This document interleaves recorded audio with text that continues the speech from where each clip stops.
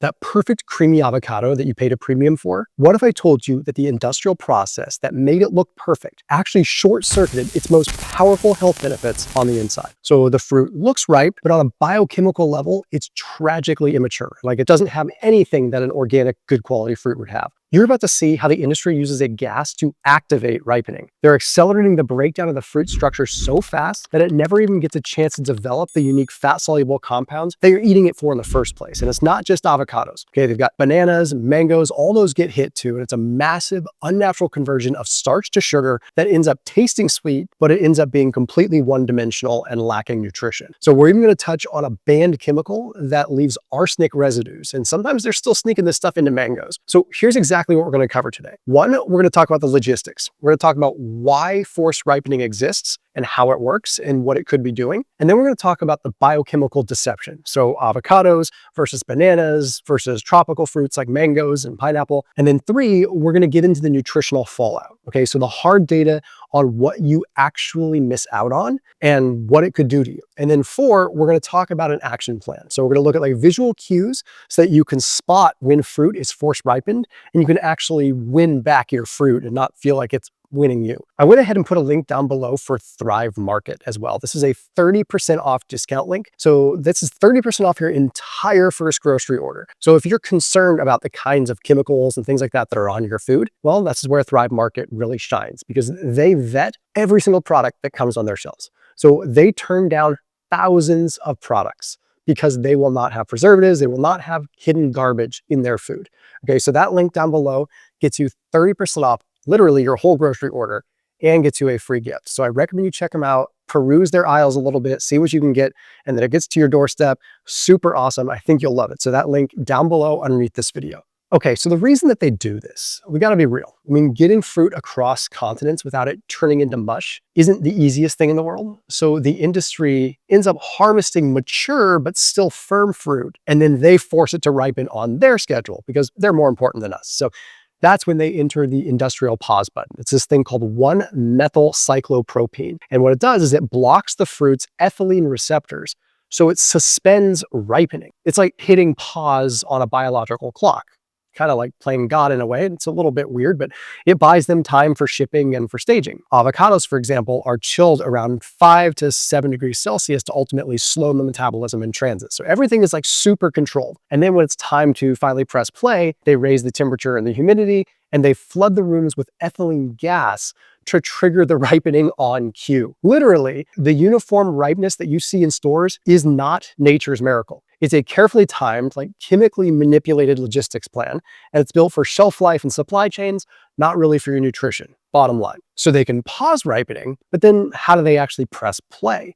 And what does that do to restart the fruit's internal chemistry? So let's go back to the avocado and start with that. They use these temperature and humidity controlled ripening rooms. Okay, so this ethylene gas ends up activating a whole bunch of enzymes, polygalactoranase, pectin, methylsterase, just a bunch of different enzymes that ultimately make it start to ripen. So ethylene also induces something called lipoxygenase. So this is something that ends up oxidizing unsaturated fatty acids and it ends up shifting volatile flavor compounds. So you're basically like making it taste different, but you're also jeopardizing the fats. So meanwhile, chlorophyllase degrades chlorophyll. So this is making it so that the color actually changes. So this whole thing is adulterated. And here's the deeper problem. Okay, avocados have these really rich like lipid storage cells. Okay, they're called idioblasts. These are really important for like the fatty acids. So during their natural ripening, these cells remodel fats in a special sequence. Okay, so like the triglycerols go to diglycerols and they end up going to these special bioactive lipids that are called acetogenins. It's a whole process and it's really important. There was actually a study published in BMC Plant Biology that showed that these idioblasts are like the primary photosynthetic sites. So essentially for fatty acids to become healthy fatty acids, like we need natural ripening. I mean, in other terms, like natural ripening lets the triglycerides and the diglycerides to go through this process. So it supports the antioxidants and the anti-inflammatory functions so the avocado can actually, I don't know, be an avocado. So when we force ripen them, we like slam the texture changes super fast, and doing that disrupts the entire like sequential lipid remodeling. So it changes the whole thing. So you end up with a soft avocado that's biochemically immature, potentially lower in really like the whole thing that you're looking for, like the antioxidants and whatnot. So what we have to take from this is that A soft avocado doesn't mean that it's a good, like naturally mature avocado. A forced ripened avocado can look absolutely perfect, but it ends up missing some of the lipid-based benefits that actually make avocado special. And we're going to talk about how you can spot these in a minute. But if forced ripening can short-circuit avocado fats, what happens to fruits that start as total starch bombs like bananas and mangoes? And that's a completely different kind of nutritional disaster. So bananas and mangoes and papayas, these are harvested mostly starch. And in the ethylene exposure, the same thing they did with the avocado, this flips on amylase and starch phosphorylase. So what happens here is you're hydrolyzing starch into glucose, fructose, and sucrose, and you're doing it really fast. When you have this ethylene feedback loop, this activates these different enzymes, and it makes it so that the fruit makes even more of its own ethylene, because naturally it would have some. That's why one ripe banana ripens the whole bunch. They actually communicate and create their own gas. So in less regulated settings, there's something called calcium carbide. This is used to ripen mangoes, and this releases a bunch of gnarly chemicals. There's something called acetylene, which is actually like an ethylene mimic that leaves arsenic and phosphorus impurities. So that's pretty controlled, and the US doesn't use it a whole lot. But if you're like buying mangoes off the streets, sometimes they will ripen them with it. Now, when you're looking at the tropical fruits, a lot of times the forced ripeness is skewed more towards like over sweetness. So when they try to ripen them to be extra sweet, the entire fiber matrix collapses, and it makes it so they smell good, and you get like this super sweet fruit, but you have fewer of these complex esters. So you're left with like less fiber and ultimately just a super sweet fruit. But you lose the structure and you lose a lot of the good stuff, right?